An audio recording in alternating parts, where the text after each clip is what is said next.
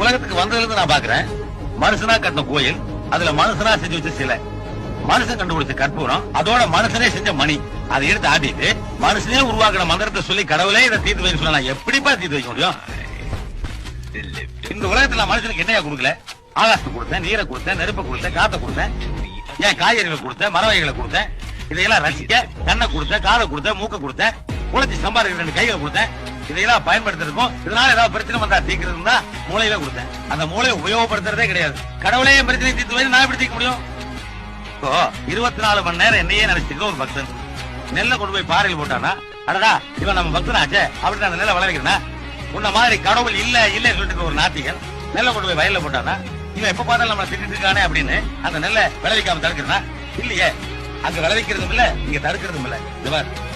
கடவுள் மனுஷனுக்கு பிரச்சனை உண்டாக்குறதும் இல்ல, மனுஷனால் உண்டான பிரச்சனையை கடவுள் வந்து தீர்க்கிறதும் இல்ல.